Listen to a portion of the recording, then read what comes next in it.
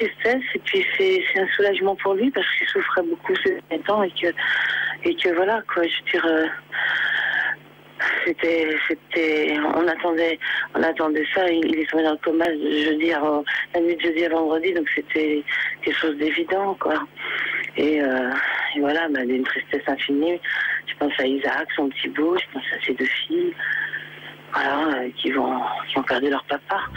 Les hommages se sont rapidement multipliés, sur TF1 à 13h comme aux 20h, où un hommage appuyé a été rendu à cet homme au grand cœur. On le disait généreux, ne pensant qu'à faire le bien autour de lui. De la chaîne de l'espoir aux enfoirés, il se donnait corps et âme pour de nombreuses associations. Au cinéma, comme dans la vie, il donnait le plus possible la parole aux jeunes des banlieues. Lui, d'origine sénégalaise, qui n'avait que 4 ans quand sa famille débarqua en France en 1968. Mouss Diouf n'était pas que l'inspecteur Ngouma dans Julie Lescaut. Depuis qu'il avait quitté la série, il multipliait les projets, sur scène dans un one-man show, mais aussi au cinéma. Pour Michel Nouader, son producteur, il n'a malheureusement pas eu la place qu'il méritait. C'était un comédien qui avait une vraie nature, voilà, je vais presque dire une nature à la l'innovante. Quelqu'un de généreux, de populaire et la place qu'il méritait. Dans un communiqué officiel, la ministre de la Culture, Aurélie Philippey, a souligné la générosité de ce comédien populaire et humaniste qui manquera au monde du spectacle et au public. Mouss Diouf aura été l'une des grandes figures de la fiction française sur TF1. Je suis accro. Et l'autre jour, je suis rentré du boulot, elle avait carrément repeint ma cuisine. Quelle couleur? Rouge. Sur Twitter, les hommages ont été nombreux de la part de célébrités comme David Hallyday, Pascal Obispo ou Christophe de Chavannes, mais aussi de la part de milliers d'inconnus qui ont témoigné leur soutien à la famille de l'acteur. Des vidéos ont même été réalisées sur YouTube.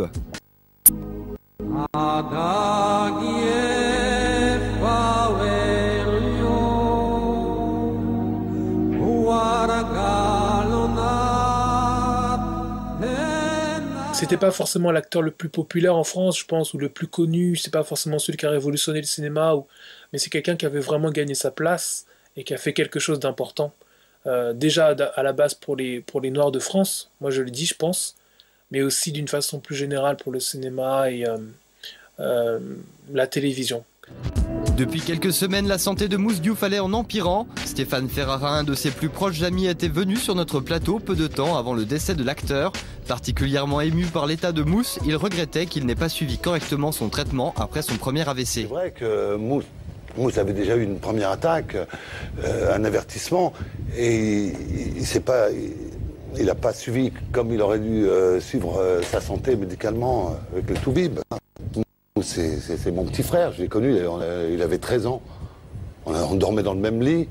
Là, je suis tellement malheureux de cette histoire. Il y a quelques mois, sa compagne avait décidé de briser la loi du silence et de montrer les difficultés de sa vie avec Mouss. Je suis pas super héros. Hein. Loin de là. Et je pense que ce que je fais, toute épouse doit le faire. Jamais ça vous arrive de craquer, de baisser les bras, J'ai peur de craquer. J'ai peur, donc non, Pour moi, j'ai pas le droit. Des images qui avaient énormément ému Cécile de Ménibus sur notre plateau, elle qui est une amie proche de l'acteur disparu. Et je voulais réagir parce que très peu de gens savent que Mouss Diouf a fait son AVC, il habitait chez moi. Et que ça fait 3-4 ans que tout le monde se bat. Je suis désolée parce que ça me touche beaucoup. Et je trouve ça très dur d'être si dur aujourd'hui avec Sandrine qui se bat depuis 3 ans, 4 ans. Mais ce qui est sûr, c'est que donc j'ai passé des nuits et des nuits entières avec Sandrine et j'ai jamais voulu le dire parce que je voulais pas me mettre en avant. Mais ce qui est sûr, c'est que ce soit sa famille, Sandrine ou ses amis, il y a toujours un mot encore, la dignité. Et que si Sandrine a fait ça, même s'il y a eu des maladresses qui ont été faites, je sais que c'est parce qu'elle voulait renouer Mouss avec son public qui lui demandait si Mouss allait bien. Il ne va pas bien.